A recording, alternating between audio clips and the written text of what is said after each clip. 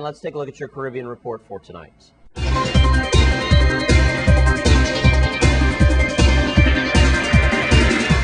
We started in St. Kitts and Nevis, where Prime Minister Dr. Denzel Douglas, on his weekly radio show, Ask the Prime Minister, stated that the security of the Twin Federation is of the utmost importance. In doing so, he has made provisions to appoint new equipment and funding for the Law Enforcement Federation body. Over the last 4 years, he has enhanced the Defense Force by the access of rugged four-wheel vehicles used in a joint operation taking place in low-lying and mountainous regions of the Federation.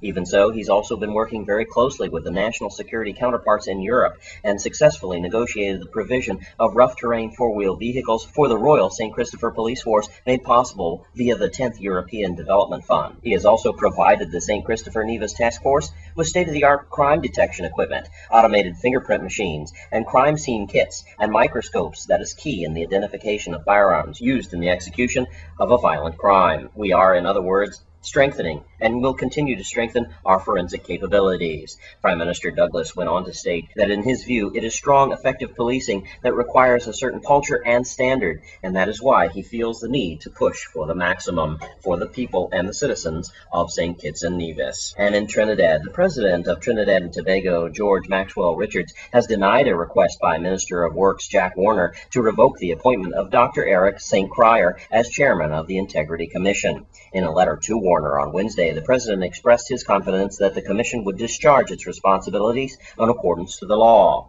Jack Warner's call for the revocation of St. Cryer stems from a statement uttered by St. Cryer in response to the calls for Prime Minister Kimla Prasad-Bisesar to be investigated by the Commission due to her association with the family of Gopalas, following her assumption to office as Prime Minister after the 2010 general election. And finally, in Santo Domingo, health authorities began taking down some food stands and installing public bathrooms Wednesday, in effect to control the cholera breakout that has worsened in recent weeks. Crews are also inspecting food at the remaining stalls to ensure that it is correctly cooked and that clean water is being used, said Jose Manuel Carrion, spokesperson for the municipality of Santo Domingo. Hundreds of new cases of cholera have been reported across the Caribbean country, with a total of more than 1,143 cases and 14 deaths since the breakout began in November. Officials are concerned that the breakout will worsen as hurricane season approaches.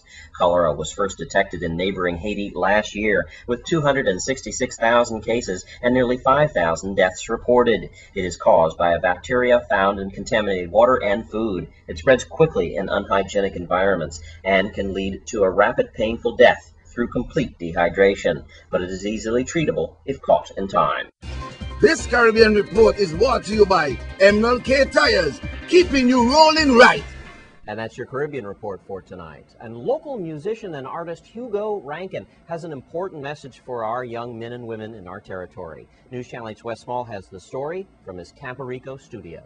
Thanks a lot, Jerome. We're in Campo Rico. I'm here with Hugo Rankin. He's been around for a while, one of the local artists that we put on from CPR Records. And he's been after me over a year to kick this one, Ghetto Sufferers Cry, because I have to tell you, it's very prevalent what's going on now. Let me give you some facts that I've researched in the last 48 hours. We understand that the state of California is looking to release 30,000 inmates simply because there's not enough beds, creating riots and disturbances from northern to southern California. That fact means that we are losing generations, not only nationally, internationally, but here at home in the Caribbean as well. The jails are literally overflowing.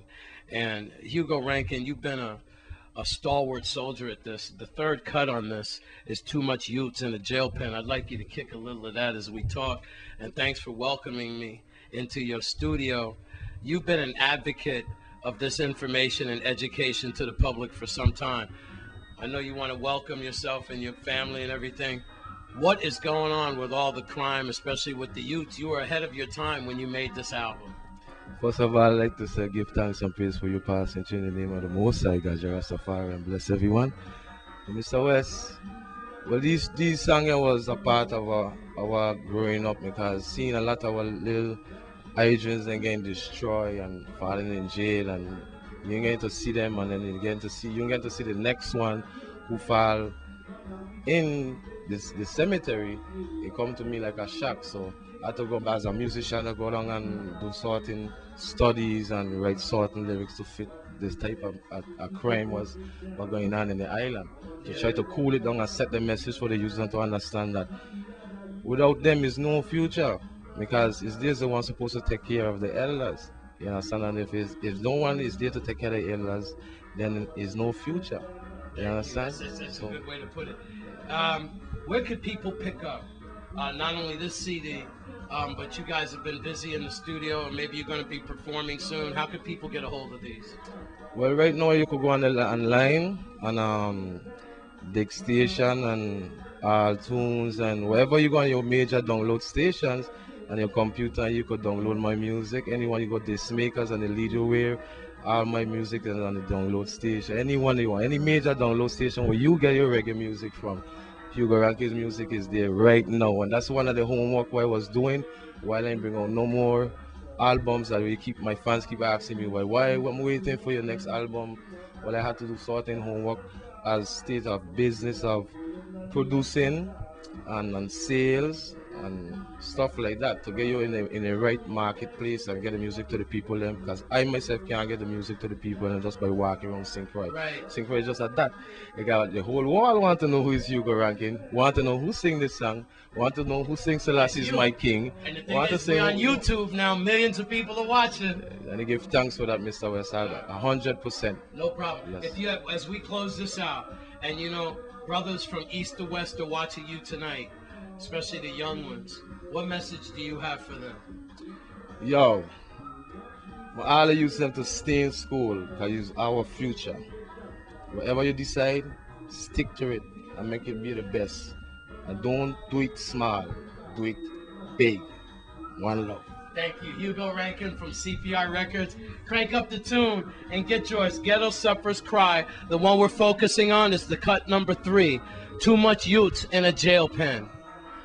I'm Wes Small in Campo Rico. Sing it again, mash it again. Sing, cry, stop all you killing, man. Acapella time. I'm Wes Small for News Channel 8. And that's a great message for our youth. And now it's time to get out your pens and papers for your winning lottery numbers for tonight. Your winning lottery number, the first place prize winning lottery number tonight is 29400 for $175,000. Second place prize, the winning lottery number tonight for $65,000 is 27524. Third place prize, the winning lottery number tonight, 2289 for $40,000. Fourth place prize, the winning lottery number tonight is 20859 for $30,000. And your fifth and final prize winning lottery number tonight for $20,000 is 28093. And those are your winning lottery numbers for tonight. Your next drawing will be on June 23rd. And when we come back from this break, we'll take a look at lovely cricket in your Sports 411. Stay with us.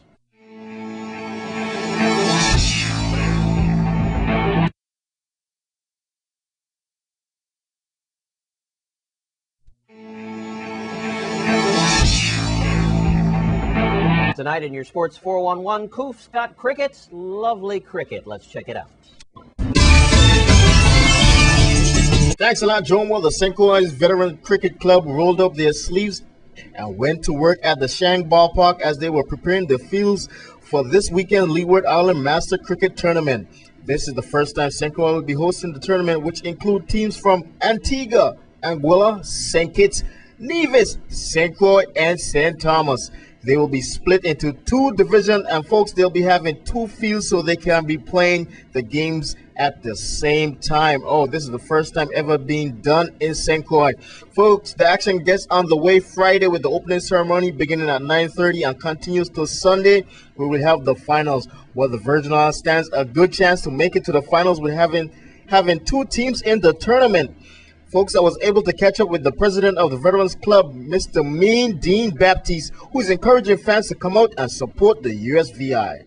I know Koof is going to be down here someday during one of the games, so I'll try and get all the list of the names together and we'll, surely recognize everybody who participated and took part in giving something for this tournament this weekend. So don't forget, this weekend, it's all happening down at the Shang Ballpark. It's the Leeward Islands Masters Cricket Tournament. Antigua, Anguilla, St. Kitts, Nevis, St. Thomas, and St. Croix, which is the Veterans Cricket Club, will be here taking part in this tournament, and we surely need your support. Yeah, man, sounds like a lot of fun. You don't want to miss it. Come on out and show your support. That's a look at your Sports 4 update. I'm Stephen Francis for News Channel 8. Back to you, Jerome.